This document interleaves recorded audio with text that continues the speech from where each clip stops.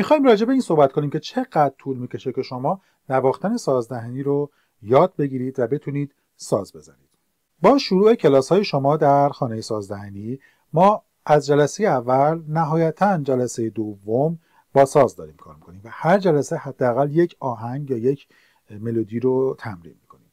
مطمئناً توی شروع کار ملودی‌ها ساده‌تره و به تدریج وقتی که جلو میریم مهارت شما بیشتر میشه. خب این ملودی‌ها قشنگتر و یه مقدار به هر حال متنوع‌تر میشه.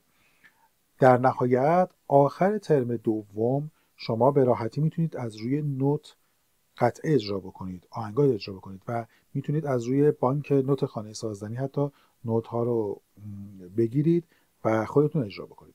این قطعات شامل قطعات ساده تا متوسط هستش.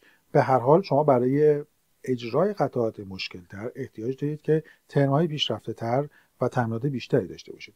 اما چیزی که معمولا توی ذهن دوستان هست برای شروع و ملودی هایی که دوست دارن شنیدن و میخوان بزنن، همشون توی دسته قطعات ساده تا متوسط دسته‌بندی میشه که شما تا آخر ترم دوم یا سوم میتونید به راحتی این قطعات رو اجرا کنید.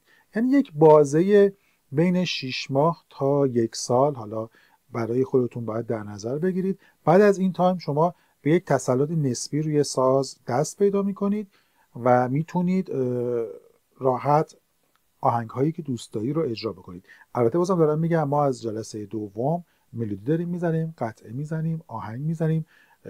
اولین آهنگ ترم مثلا دوممون، ترمی که توی با ساز کروماتیک کار میکنیم، ملودی خیلی زیباییه که حالا همه شنیدن و ملودی خیلی به یاد ماندنیه.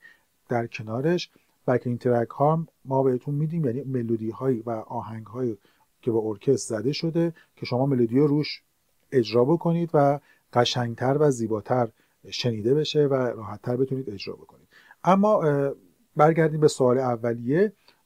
شما یک بازه 6 ماهه تا 1 ساله احتیاج به تمرین دارید، کار دارید تا بتونید از سطح متوسط تقریبا نوازندگی سازدهنی لذت ببرید و بتونید ملودی های زیبا رو اجرا بکنید.